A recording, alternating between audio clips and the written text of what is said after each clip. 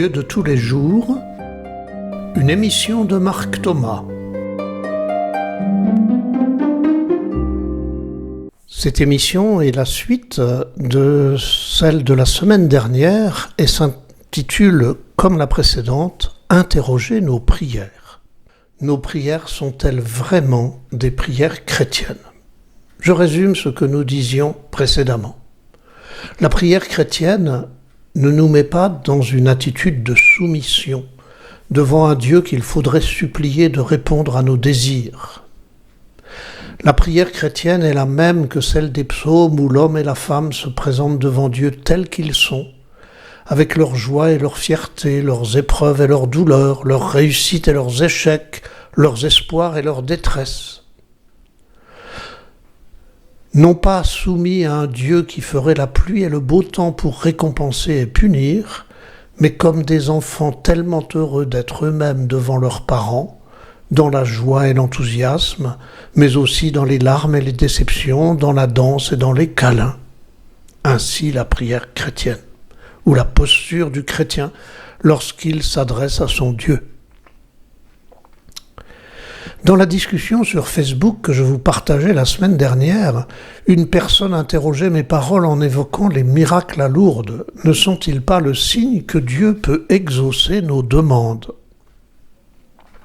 Oui, parmi tous les malades qui vont à Lourdes, quelques-uns sont guéris. Il y en a sûrement beaucoup plus qui demandent la guérison. Mais tant de personnes vont à Lourdes sans trouver la guérison, mais en reviennent différents, assumant autrement la maladie ou la difficulté qui demeure. Leur démarche a contribué à changer leur cœur. Qui serait ce Dieu qui guérit quelques-uns et laisse tous les autres souffrir et mourir ? De même, on prie pour la paix, mais si Dieu est capable de faire la paix, pourquoi la guerre en Ukraine et partout dans le monde ? Pourquoi les violences intrafamiliales alors que tant de gens prient pour que ça s'arrête ? Pourquoi la violence continue dans la société malgré toutes les prières universelles du dimanche pour que l'amour soit plus fort que la violence ? Pourquoi toutes les violences sexuelles, y compris dans l'Église, alors qu'on continue à prier pour que l'amour et le respect triomphent ? Si Dieu avait le pouvoir d'arrêter tout cela, pourquoi ne le fait-il pas ? Pourquoi nos prières, pour qu'il le fasse, sont-elles inefficaces ? Je crois que la prière ne change pas l'action de Dieu. Lui qui nous aime, quoi qu'il arrive, quelles que soient nos erreurs ou nos horreurs. Lui qui est sans cesse sur le pas de la porte à attendre le retour de tous les fils et filles prodigues. La prière ne change pas l'action de Dieu, mais la prière change nos cœurs, à condition qu'elle nourrisse nos choix de vie, plutôt que d'attendre que Dieu agisse à notre place. Le spécifique de la foi biblique et chrétienne, c'est que l'homme n'est plus une marionnette devant Dieu, ou entre les mains de Dieu. Dieu n'est plus celui qui décide tout à la place de l'homme et qui fait la pluie et le beau temps dans la vie du monde. Dieu n'est plus celui qui exige des prières, des sacrifices, des épreuves pour récompenser ou pour punir. Ça, c'est le Dieu des païens. C'est le Dieu inventé par les hommes quand les hommes se trouvent à court de pouvoir résoudre leurs problèmes. Alors soit ils accusent Dieu, soit ils se tournent vers Dieu pour lui remettre entre ses mains les responsabilités qui sont celles des hommes. Le Dieu des païens, ces païens qui multiplient les sacrifices pour s'attirer les bonnes grâces de Dieu, et je crains parfois que nos prières supposées chrétiennes ressemblent à celles-ci. Le Dieu de la Bible a créé l'homme libre et responsable, co-créateur de sa vie et du progrès de la création. Regardez même les miracles de Jésus. Jésus demande toujours la participation de l'homme pour que son salut puisse opérer. Et en certains moments, l'Évangile nous dit que Jésus n'avait pas pu faire de miracle, parce que les gens n'y croyaient pas. Chez les païens, l'homme propose et Dieu dispose. Et c'est souvent ce que nous pensons encore. L'homme propose, mais Dieu dispose. Eh bien non, chez les chrétiens, c'est l'inverse. Dieu propose et l'homme dispose. Dieu propose le salut, l'amour, la paix, la fraternité. Elle est en permanence offerte.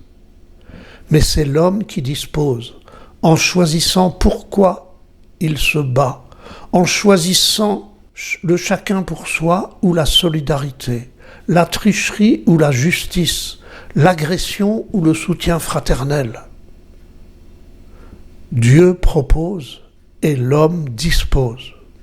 Notre prière est bien celle d'hommes et de femmes libres et responsables qui assument la responsabilité de leur choix. Alors pour conclure, je reviens à ce que me disait une personne. J'ai l'impression de comprendre dans ce que tu dis que la prière ne sert à rien. Loin de moi cette pensée. Bien sûr que la prière sert à quelque chose. Comme les regards amoureux échangés servent à quelque chose. Comme la visite gratuite à un ami ou à une personne en difficulté sert à quelque chose. Il ne s'agit plus alors de demander à l'autre de faire à notre place ce que nous pouvons faire par nous-mêmes. Il s'agit de s'ouvrir, de se lever, de se mettre en marche, d'oser la confiance en soi, d'oser la confiance en l'autre, de savoir aussi se protéger parfois. Bref, il s'agit de se retrousser les manches pour créer les conditions d'une vie positive. Il s'agit aussi de se rapprocher des autres, de celles et ceux qui ne se contentent pas de se plaindre, mais qui cherchent à s'investir pour construire un monde plus respectueux et plus respirable. Je vous propose, dans ce sens, d'écouter et de prier ensemble la prière de François d'Assise. Elle dit si bien que nous ne demandons pas à Dieu de faire à notre place. Au contraire, nous nous tournons vers lui pour trouver l'énergie d'être ce que nous sommes et de remplir notre mission au cœur du monde. Prière de François d'Assise. Seigneur, fais de moi un instrument de ta paix. Là où il y a de la haine, que je mette l'amour. Là où il y a l'offense, que je mette le pardon. Là où il y a la discorde, que je mette l'union. Là où il y a l'erreur, que je mette la vérité. Là où il y a le doute, que je mette la foi. Là où il y a le désespoir, que je mette l'espérance. Là où il y a les ténèbres, que je mette ta lumière. Là où il y a la tristesse, que je mette la joie. Ô Maître, que je ne cherche pas tant à être consolé qu'à consoler, à être compris qu'à comprendre, à être aimé qu'à aimer. Car c'est en donnant qu'on reçoit, c'est en s'oubliant qu'on trouve, c'est en pardonnant qu'on est pardonné, c'est en mourant qu'on ressuscite à l'éternelle vie. C'était la prière de François d'Assise. Nous demandons si souvent à Dieu de mettre l'amour, le pardon, l'union, la vérité, la foi, l'espérance au cœur du monde. Nous le demandons à Dieu et François d'Assise nous fait dire, là où il y a la haine, que je mette l'amour, que je mette le pardon, l'union, la vérité. Telle est notre prière. Dans le même esprit, je voudrais que nous écoutions ensemble une chanson de Mike Brandt intitulée « C'est ma prière », chanson profane, mais qui nous rappelle, c'est les mots de Mike Brandt, « C'est ma prière et le monde changera ». Tous les hommes de la terre bâtiront l'éternité sur une île de beauté, d'amour et de liberté. C'est ma prière comme un message d'espoir sur un monde sans frontières. Écoutons Mike Brandt et nous nous retrouvons ensuite. C'est ma prière. Je viens vers toi. C'est ma prière. Je suivrai ta loi. C'est ma prière. Un jour viendra. C'est ma prière. Et le monde changera. Un nouveau jour sur la terre nous portera la lumière. Et le soleil brillera comme un message d'espoir sur un monde sans frontières. Si tu entends ma prière, tous les hommes de la terre bâtiront l'éternité sur une île de beauté, d'amour et de liberté. C'est ma prière. Entends ma voix. C'est ma prière. Et reste près de moi. Un nouveau jour sur la terre nous portera la lumière. Et le soleil brillera comme un message d'espoir sur un monde sans frontières. C'est ma prière. Je viens vers toi. C'est ma prière. La vraie prière consiste à se brancher sur Dieu si on est croyant, ou sur le meilleur de soi, ou sur notre source de vie si on a une autre manière de croire.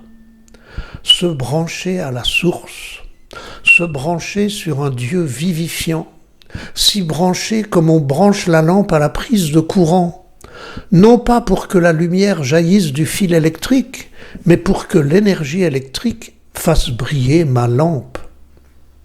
Se brancher à la source, se brancher sur Dieu, pas pour lui demander de faire à notre place, se brancher sur nos lumières intérieures, sur nos sources d'énergie. Bref, rejoindre le courant de vie qui nous traverse, quelles que soient nos croyances.